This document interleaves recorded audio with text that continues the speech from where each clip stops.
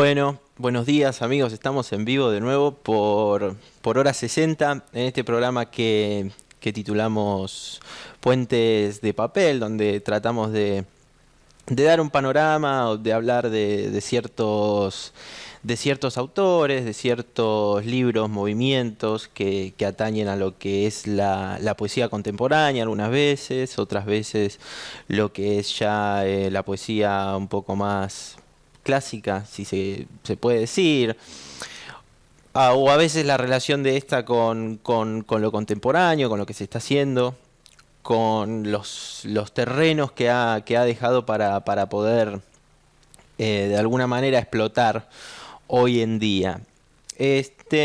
Hoy quería traer porque veníamos hablando mucho de lo que eran los movimientos, de lo que son los movimientos, de lo que es, por ejemplo, un autor en particular, o bueno, y no estábamos hablando de lo que son libros en sí, que a veces lo que nos traen, lo que nos dicen, es sobre una época muy específica de un autor, también a veces muy específica en una época histórica muy particular. Este es el caso de hoy, donde yo quería hablar de un libro en particular de Neruda que se publica, sí, en el año 1935, no me quiero equivocar, pero se publica, sí, en el año 1935 en España. Salen unas primeras 100 copias, es una tirada pequeña. Bueno, ya vamos a estar hablando un poco más de este libro de Neruda, de Residencia en la Tierra. Él va a tener un proceso de escritura bastante largo, porque va a ser entre 1921 y 1935, donde va a aparecer van a aparecer, además de lo que es la irrupción de estas vanguardias históricas, también lo podemos vincular con lo que fue el programa de Lorca, con lo que fue el programa de Vallejo. Además de esta irrupción de las vanguardias históricas en los años 20, en los años 30, con la generación del 27 en España. Además de todo eso, va a tener mucho que ver con los viajes y las misiones consulares que va a hacer Neruda durante esos tiempos. Va a estar en Birmania, donde va a escribir, mejor dicho, saliendo de Birmania, va a escribir uno de los poemas más conocidos de él y de este libro, que se llama Tango del Viudo. Bueno, y demás tuvo una importancia para no solo lo que es las generaciones futuras, los que venimos después a tratar de trabajar con los versos, a tratar de hacer algo de poesía o de poner algo de la poesía, de lo que hay en la poesía dentro de los versos.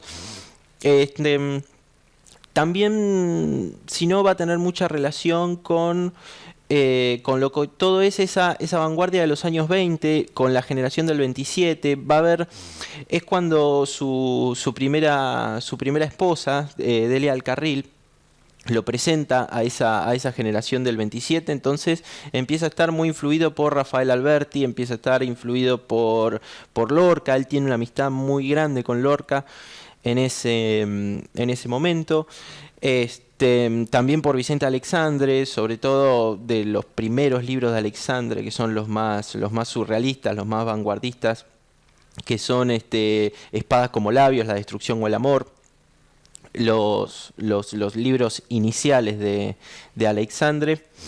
Pero bueno, yo también quería traer a este Pablo Neruda, no tan... Neruda siempre es conocido, es cierto, pero hay cosas de Neruda que se conocen especialmente más que otras. Los 20 poemas de amor y una canción desesperada es lo que más lo que más se ha difundido de él, lo más conocido, muy influido por una estética sumamente modernista, muy influido también, no sabría decir si directa o indirectamente, pero supongo que él habrá sido en ese momento un gran lector de Baudelaire, de las Flores del Mal y de todos esos libros de Baudelaire, Paraísos Artificiales, que inauguraron y abrieron cada vez más puertas para lo que es después el modernismo de Darío, etcétera. Pero ese libro, si bien está muy difundido, es sumamente conocido, hasta es leído por gente que no lee poesía, lo que es un mérito de Neruda, también su imagen. Yo siempre doy el ejemplo que agarrás a cualquier persona que no lea poesía o lo que sea, que vaya por la calle y le preguntás cuál es la imagen cuál es la imagen que tiene de un poeta, y probablemente te describirían a Neruda, ¿no? Con la boina, la remera a rayas, y así que ese también es el mérito de Neruda en cuanto a haber, no digo impuesto, pero sino haber hecho conocida su imagen, pero sobre todo a partir de estos 20 poemas de amor y esta canción desesperada que aparece en todas las editoriales, y, y además de eso, también lo que hay es esta difusión muy grande sobre este poema. Hay muchos poemas en YouTube que él aparece leyendo, pero bueno, eso es 20 poemas de amor y una canción desesperada. A mí lo que me gusta, a donde me gustaría ir es a esta época de Neruda, porque esta época de residencia en la tierra, además de por su riqueza, especialmente me parece a mí que hay ya una influencia mucho más grande de Walt Whitman. Es un poeta norteamericano que es como se le dice el padre del verso libre, porque es el que tiró, digamos, el que tiró la primera piedra para que se empiece a trabajar el verso libre. Algún día supongo que estaremos hablando de Walt Whitman. Y bueno, es aquí donde ya toma Neruda una impronta, además de vanguardista, toma una impronta mucho más relacionada con el versículo y no tanto con con el verso medido que tiene justamente los 20 poemas de amor, con lo que son... Está escrito, gran parte de ese libro está escrito con alejandrinos, bueno, con toda esa estética modernista de la que hablaba. Y acá ya hay otra libertad de Neruda que después va a seguir influyendo, teniendo que ver con el resto de sus trabajos, pero de una manera mucho más sosegada. Otra parte que se destaca de Neruda, muy seguido, a veces parece un poco relegado, Residencia en la Tierra. Sin embargo, para mí y para algunos críticos es como su obra cumbre, es lo mejor de Neruda. Pero bueno, lo que más se destaca de él son estos 20 poemas, pero también se destaca mucho lo que es el canto general, esa gran historia de Latinoamérica contada en verso, en una clave muy lírica, donde va haciendo descripciones del paisaje, después habla de las independencias, de lo que va sucediendo. Tiene mucha relación también con la poesía más clásica. Lo relacionaría quizás con los griegos, con Homero, con toda esa época, la figura de los héroes y demás. Entonces por eso también se suele destacar tanto. Los versos del Capitán también se destacan mucho en Neruda, que se publica en Italia de manera anónima, que tiene que ver con esta relación que empieza a llevar con quien fuera el gran amor de su vida, que es Matilde Urrutia. Pero siempre Residencia en la Tierra no ocupa un lugar preponderante. Quizás habría que saber bien, pero quizás puede ser por su estética o porque pertenece quizá a una época donde la poesía era todo irrupción, y a veces cuesta un poco ir decantándolo. Ya iremos hablando de este Neruda y de lo que es el concepto de surrealismo, porque se dice que es el libro surrealista de Neruda, pero habría que ver qué es surrealismo y cómo se define, porque si vamos a tomar los preceptos de Breton, claramente no se condice este libro con los preceptos de Breton, como tampoco Poeta en Nueva York se condice con los de Lorca. Entonces también quiero que sirva un poco para hablar un poco de eso, un poco de la idea de surrealismo. ¿Qué idea podemos llegar a tener del surrealismo? Si es solamente las imágenes, es el inconsciente expresándose en clave poética, o la manera que tiene de expresarse sin censura el inconsciente, o en realidad es un proceso bien consciente que puede llegar a tomar símbolos de lo onírico para expresar un sentir interno. Residencia en la Tierra es un libro muy, muy interno de Neruda. Él hasta en las cartas que envía a sus colegas en aquel momento dice que es un libro muy oscuro, un libro, como dije, que le costó mucho publicar. Y bueno, a mí me parece lo más interesante de Neruda. Vamos a estar analizando dos de sus poemas. Son poemas muy extensos, por lo tanto, a lo largo de todo el libro son poemas muy extensos. También va a practicar un poco de lo que es el poema en prosa. Es un libro sumamente variado, que está dividido en distintos capítulos en los que se escriben entre 1921 y entre 1925, y bueno, y estas secciones van a estar separadas por esos criterios. Sin embargo, es un libro de conjunto. Se nota que no es una antología de poemas para nada. Hay un concepto estético muy claro. Y muy nerudiano. No deja de ser Neruda por trabajar en un registro distinto de los que nos tenía acostumbrados, o no digo nos tenía porque yo en 1920 no existía, pero quiero decir a lo que tenía acostumbrado a su público en aquel momento. Va a representar este libro también su consagración internacional. Y bueno, y también, por supuesto, está desarrollado, como en todos los años 20, 30, como las épocas que venimos viendo, por un contexto político de cambio bastante agitado. Y bueno, y esa era un poco la pequeña presentación que yo quería hacer de este libro, que está un poco, a mi gusto, está soslayado. No se lo tiene en cuenta como, por supuesto no se lo tiene en cuenta como la mejor obra de Neruda en general. Y siempre se destacan más otros libros, también los 100 sonetos de amor. Bueno, muy prolífico, sumamente prolífico Neruda. Toda su carrera es muy prolífica. Pero quería dedicarme especialmente a este libro, sobre todo porque, como dije, no veníamos trabajando con libros, sino con autores. A veces quedaba un poco chico el espacio para poder desarrollar de manera completa a un autor, a una figura.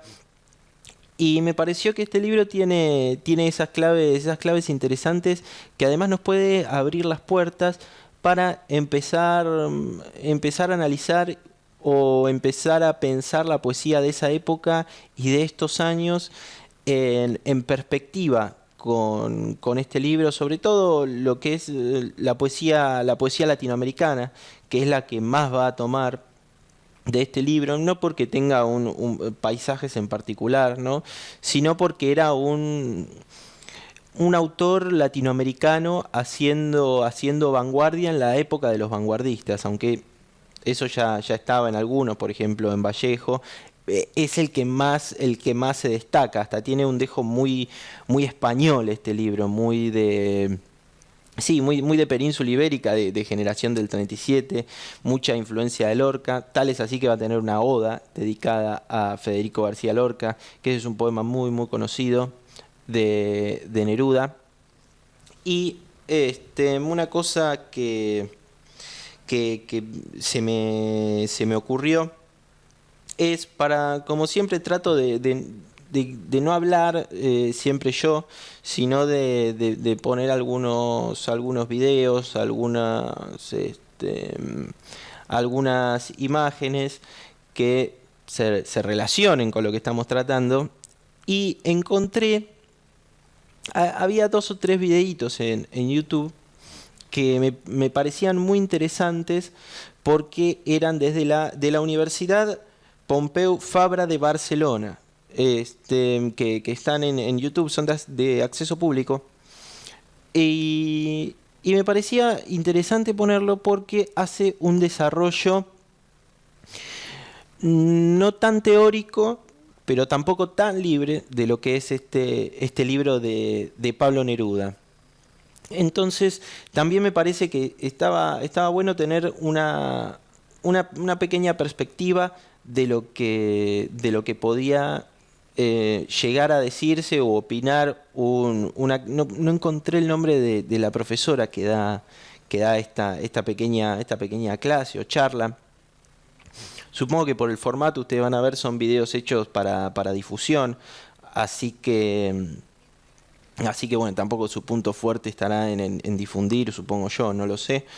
Pero me parece que hace buenas reflexiones sobre lo que es el tema de la imagen, sobre lo que es el tema del lirismo dentro de la imagen y de cómo Neruda va a trabajar estos conceptos, esta impronta y esta estética nueva que se desarrolla dentro del panorama de la poesía literaria. Es un video de unos 15 minutos, pero bueno, para que ustedes también escuchen a alguien que esté para no tener que estar escuchando siempre la misma voz y todo eso, que también se pueda escuchar a algún profesor o alguien que pueda desarrollar un poco más estos conceptos de Neruda y de este libro, como repito, el mejor de Neruda. Y bueno, así que los voy a dejar un ratito con este video y enseguida volvemos charlando un poco más sobre Neruda, sobre el análisis de sus imágenes, sobre el libro en sí. Y bueno, para como siempre digo, que sirva de puntapié para seguir investigando sobre Neruda y sobre este enorme poeta que es y que nos ha dejado. Así que ya volvemos, gracias.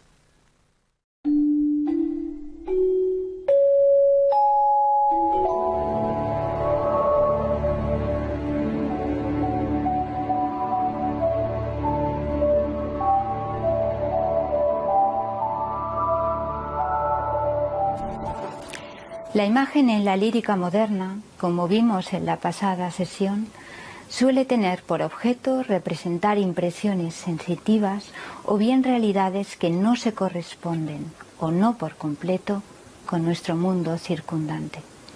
Pero lo cierto es que una vez lograda la total autonomía de la expresión verbal con respecto al modelo convencional de realidad, es decir, plenamente superada ya la tendencia mimético-realista del lenguaje literario, y legitimado el derecho del poeta de crear mundos posibles o incluso de recrear nociones abstractas, las diferentes formas de expresión lírica no han hecho sino multiplicarse de modo exponencial, y son en verdad incontables e inclasificables las tipologías de imagen poética que un autor puede llevar a cabo a lo largo de toda su trayectoria.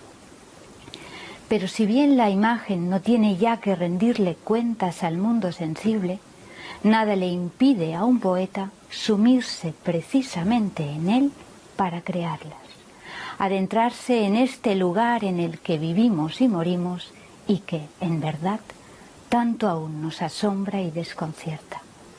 Y este sería el caso de Pablo Neruda, pues las imágenes de su residencia en la tierra no tienen por objeto ilustrar espacios peregrinos, sino esta tierra que, aunque es la nuestra, no nos pertenece y que no es, desde luego, ningún paraíso.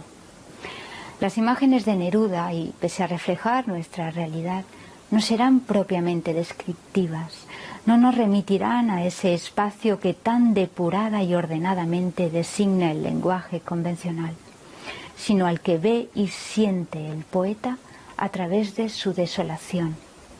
Un mundo caótico que lentamente se descompone y del que es testigo el sufrimiento, pero también la vitalidad de Neruda, porque sólo desde una perspectiva profundamente vital y apasionada las palabras podrían violentar, del modo en que el poeta lo hace, todo lo que nos rodea.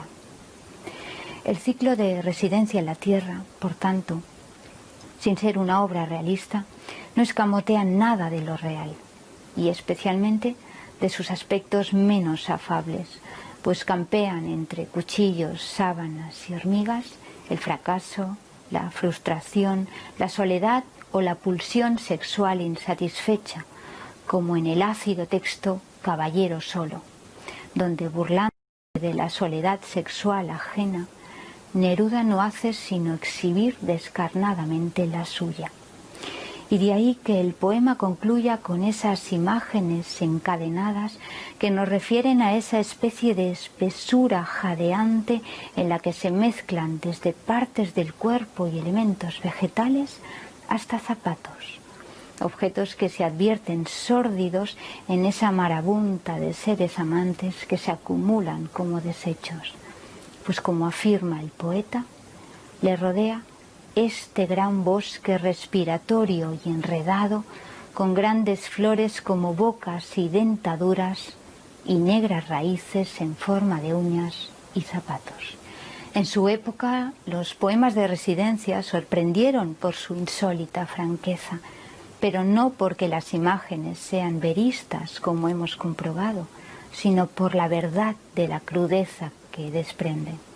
Y lo mismo sucede en el texto Ritual de mis piernas, donde los miembros del poeta adoptan el insólito cometido de distanciar el hombre de la tierra que pisa, extremando lo aislado y solitario de su ser.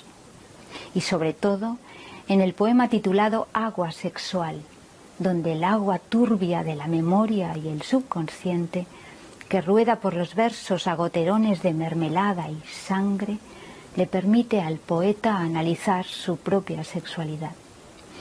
En este poema también se advierten impresiones sensoriales relativas, por ejemplo, a los colores, pero no tienen aquí la función de impregnar de sensaciones el texto, sino de intensificar su expresividad, por lo que el ruido rojo de los huesos podría remitirnos al dolor, y las piernas amarillas como espigas juntándose a una unión sexual que más que placentera se infiere amarga y desesperada.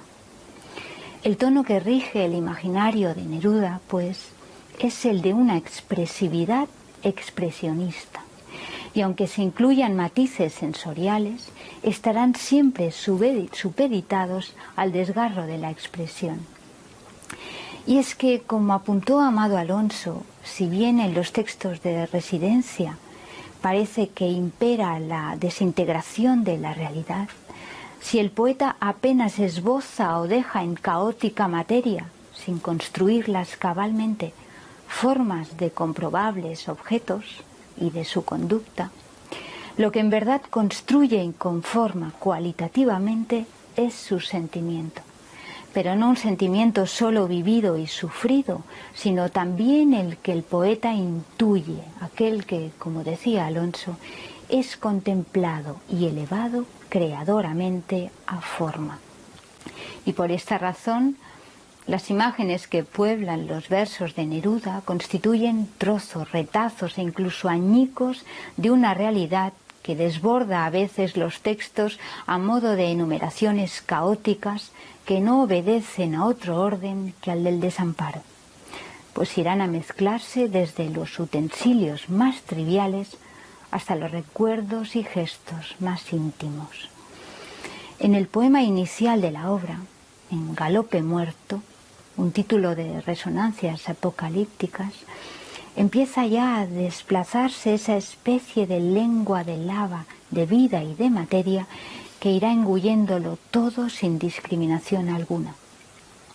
Y una de las audacias del autor fue la de iniciar el poema con una estructura comparativa que carece de elemento inicial que desencadena la comparación, pues el texto se abre directamente con el adverbio de modo. Como cenizas, como mares poblándose en la sumergida lentitud, en lo informe, o como se oyen desde el alto de los caminos cruzar las campanadas en cruz. Todo esto en verdad es la tierra en que residimos, cenizas y mares de cosas informes que respiran y expiran al compás del resuello del tiempo, y de un tiempo que deja en las cosas su huella implacable, como en la imagen del perfume de las ciruelas que rodando a tierra se pudren en el tiempo, aunque, extraña paradoja, lo harán infinitamente verdes, pues la lacra de la podredumbre no es aquí signo de madurez, sino el puro destino.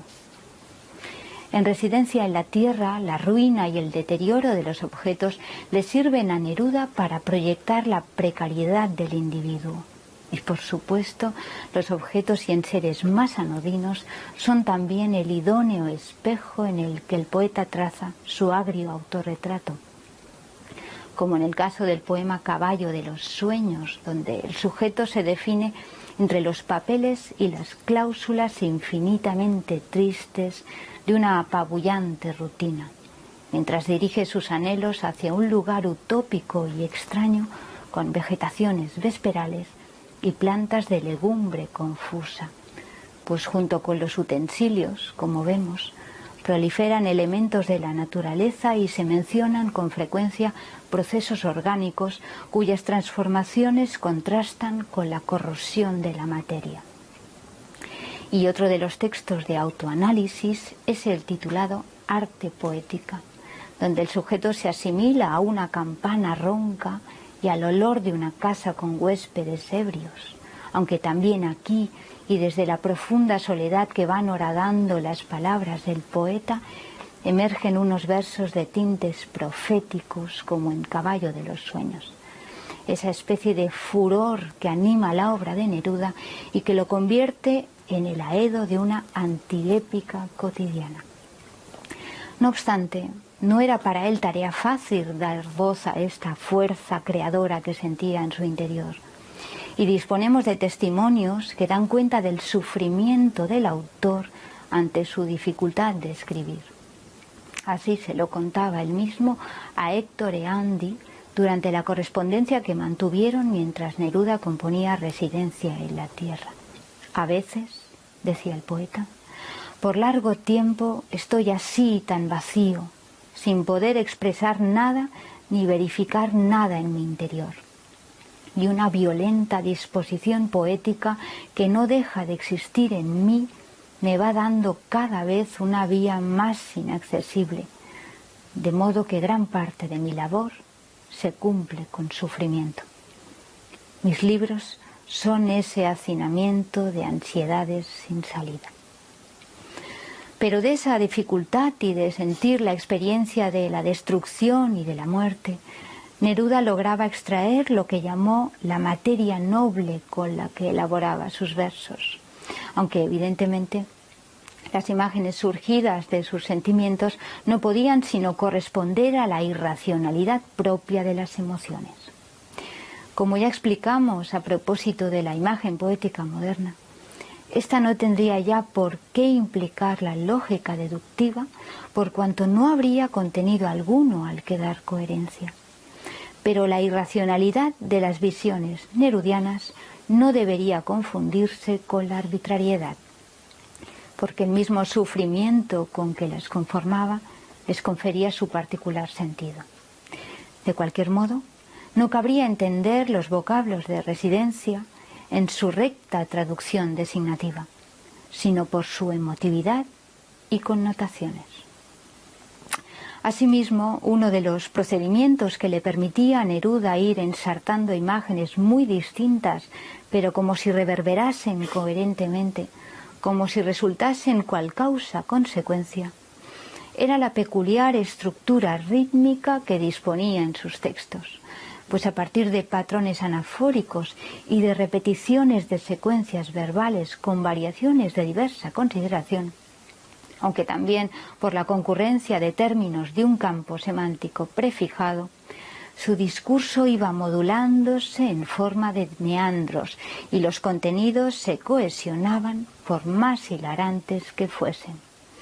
Así discurre, por ejemplo, el poema Solo la muerte, donde ésta se define como un naufragio hacia adentro, como un irnos cayendo desde la piel al alma, dice el poeta. Y el texto avanza por la tensión direccional de los versos, que a menudo impulsados por las estructuras reiterativas, recrean ese viaje interior mediante ataúdes a vela que zarpan con difuntos pálidos y con mujeres de trenzas muertas por el río vertical que conduce al fin de la vida. Un río morado que fluye hacia arriba y hace aún más pavorosa la idea del último viaje. ¿No tendrían aquí pertinencia esas barbas de plata del cristalino río a las que hacía referencia Gerardo Diego en su Romance del Duero, como vimos? Porque las imágenes no son ahora la representación de la realidad, sino de un estado de ánimo que halla su sentido en la recreación imaginaria de las connotaciones que se asocian a la muerte. Finalmente, cabría mencionar que las imágenes de residencia en la Tierra pueden ser incluso solo lingüísticas, pues a veces le basta al poeta con emplear un elemento de la lengua que no es pertinente en el contexto en que se ubica para crear un sentido. Como ocurre en los versos iniciales del texto No hay olvido, sonata. Si me preguntáis, dice el poeta, ¿en dónde he estado?, debo decir, sucede. Es evidente que la palabra sucede no responde a lo que el sujeto pregunta, aunque en verdad sí se trata de una respuesta, pues el verbo denota la importancia del acontecimiento, la actualidad del pasado en la memoria autobiográfica del poeta, la persistencia del individuo frente a la vida escurridiza. El pasaje corrobora que el sujeto no solo ha estado ahí, sino que sigue estando ahora y en cualquier lugar, siempre mientras pueda dar fe con su palabra poética. En cualquier lugar de esta tierra en la que Neruda residió y reside para siempre su poesía.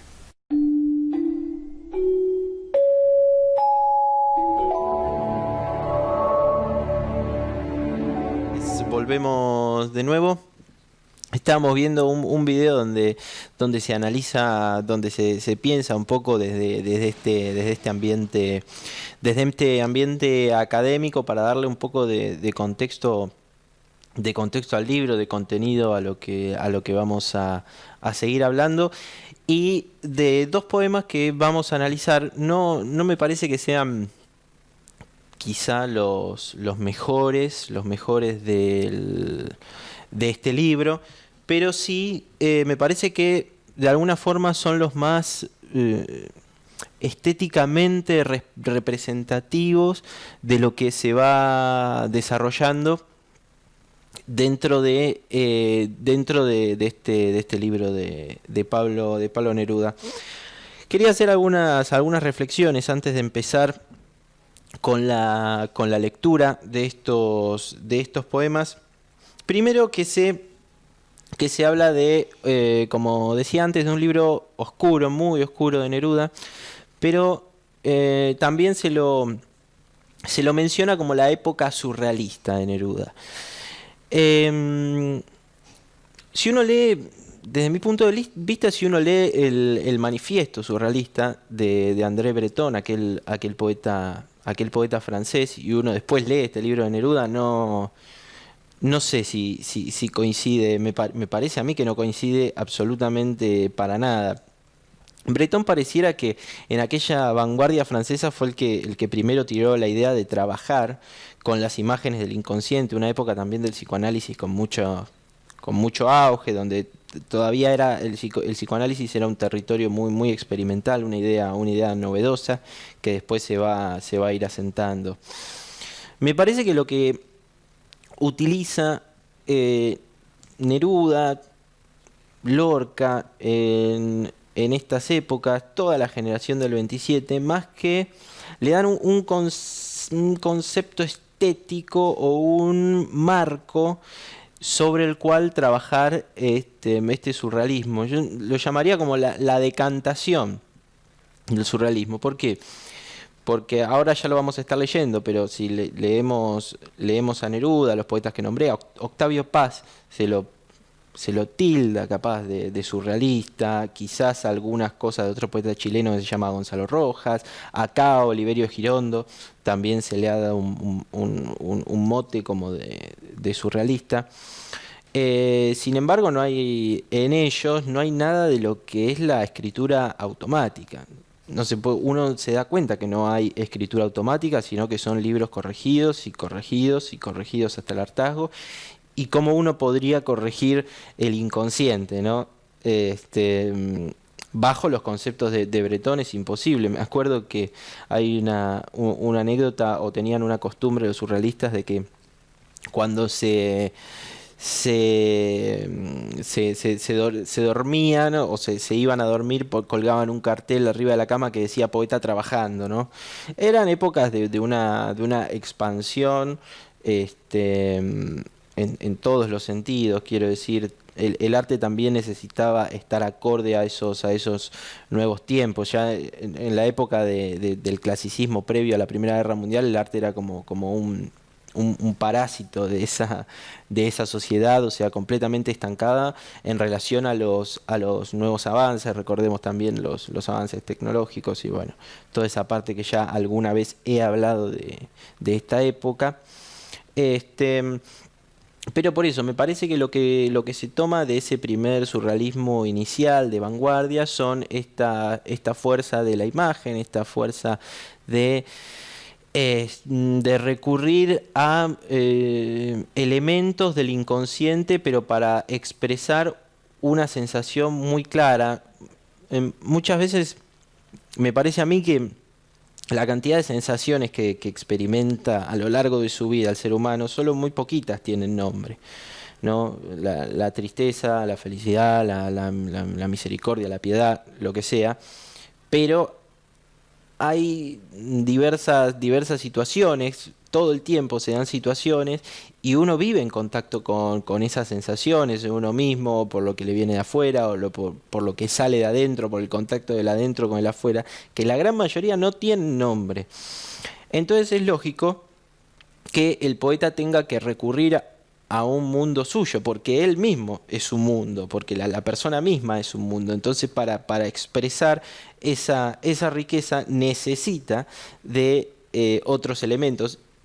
Y capaz ahí se ve la pincelada del primer surrealismo.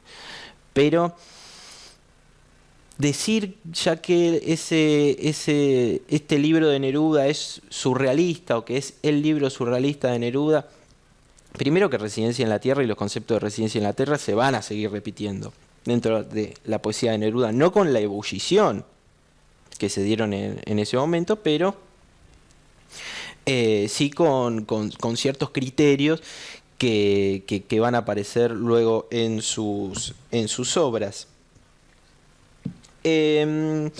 Bueno, es un libro, como les comentaba, es un libro orientado a la sensación más que a una poesía de la descripción. A veces, estos son conceptos que a veces utilizo a la hora de hacer una reseñita o de presentar algún trabajo para algo.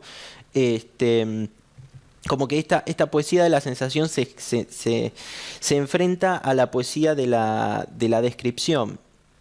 La poesía que cuenta todo el tiempo qué es lo que ve.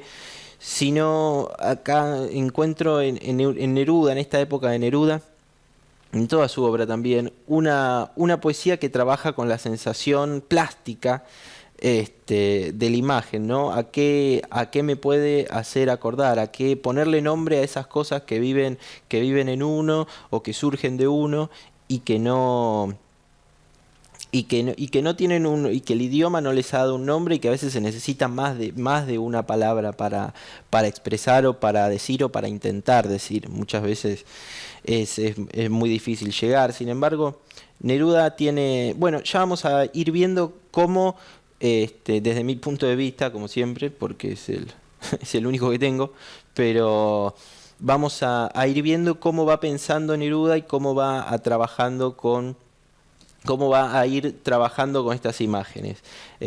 Seguramente yo vaya leyendo los poemas, pero, pero bueno, deteniéndome un poco en cada verso, en cada estrofa, después, o sea, voy a dar los nombres para que después se lean enteros, pero quizás la lectura, que en realidad no va a ser tanto una lectura, sino más bien un análisis, resulte un poco más cortada. Bueno, el que avisa no traiciona, dicen por ahí, pero es sobre todo para ir viendo cómo pudo haber sido el proceso de escritura o el trabajo que va a tener Neruda. Pero antes de eso, los quiero dejar con un video de Jaime Sabines, poeta mexicano, que él va a recitar. Él es muy conocido por su forma de leer. Va a recitar un poema de Neruda de este libro que se llama Walking Around. Y bueno, cuenta un poco, alguna vez encontré una página de internet que decía que era un poema existencial. Bueno, tiene un poco de eso, así que los dejo con ese poema y ya volvemos con los poemas con dos poemas de Residencia en la Tierra de Neruda para ir charlándolos e irlos viendo. Así que los dejo con Jaime Sabines y Walking Around de Neruda.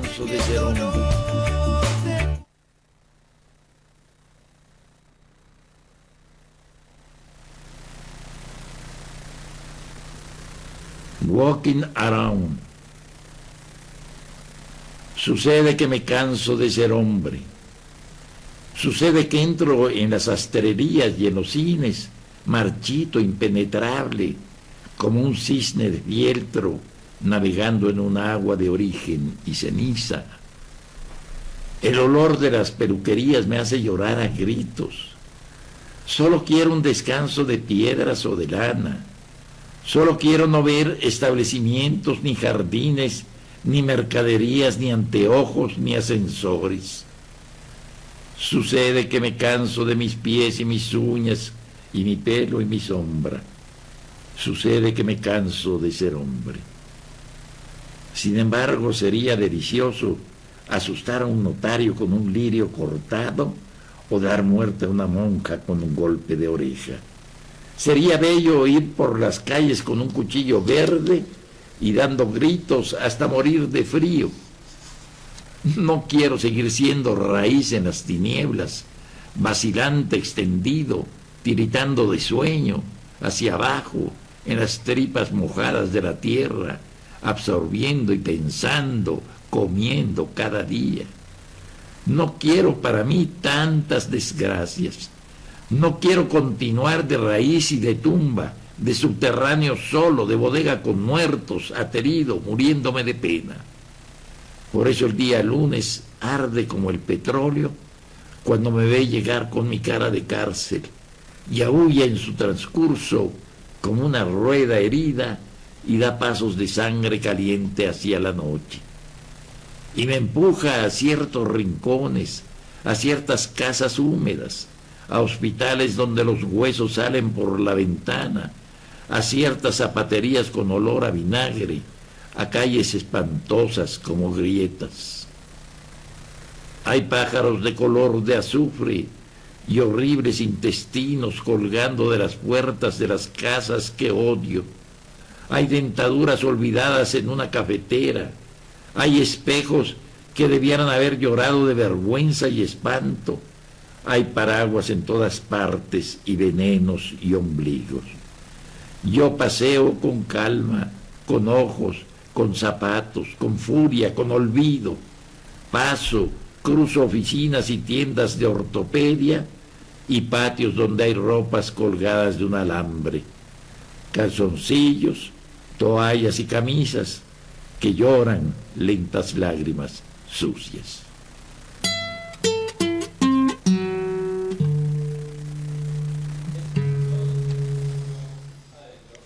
Bueno, y ya en el último bloque de Puentes de Papel vamos a pasar a leer y a ver un poquito qué es lo que se puede ver sobre este libro, a ver qué podemos ir sacando juntos.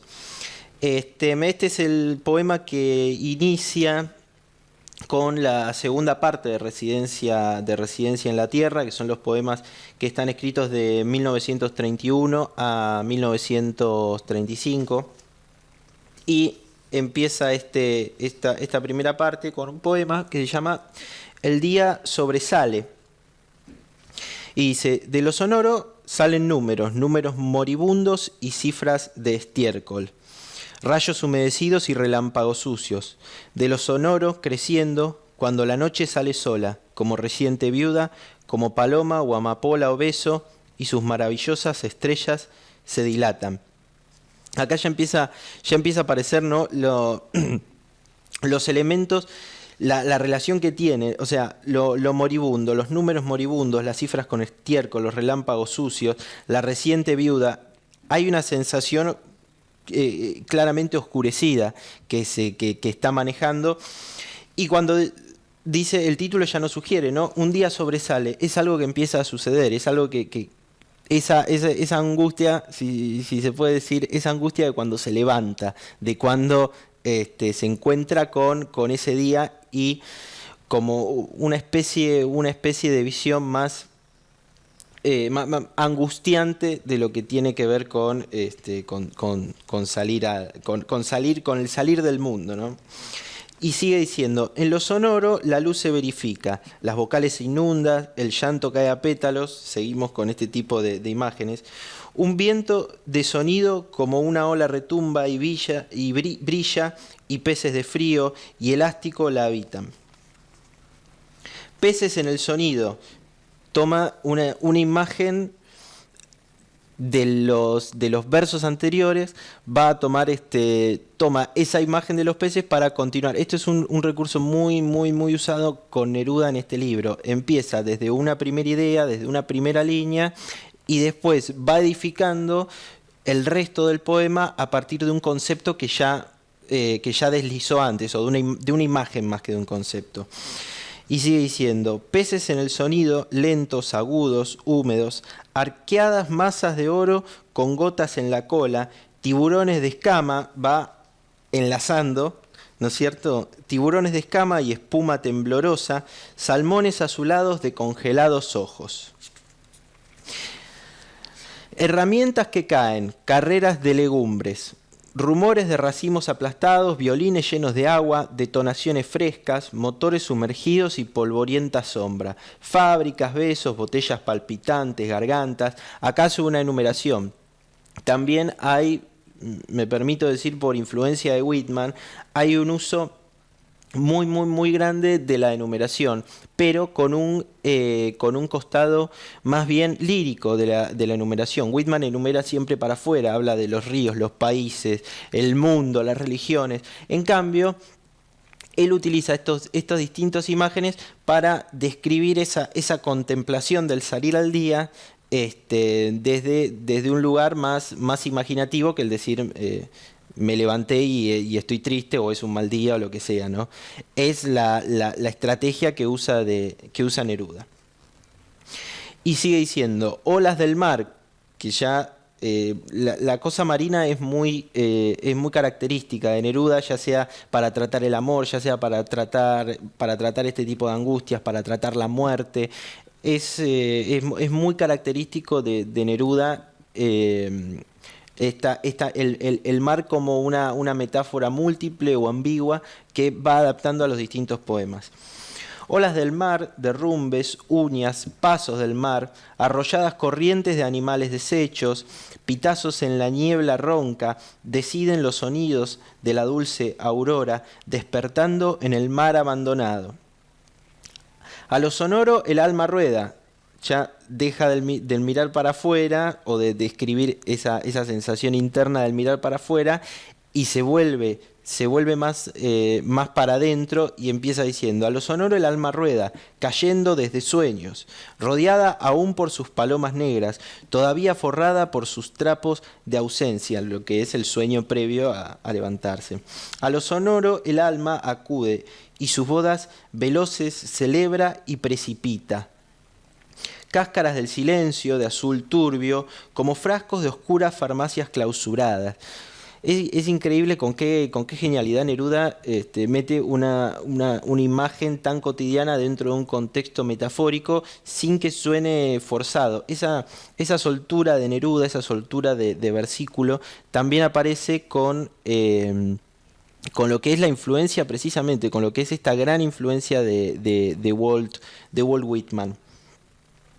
Y sigue diciendo: silencio envuelto en pelo, silencio galopando en caballo sin patas. La imagen del caballo galopando es sumamente recurrente en Neruda.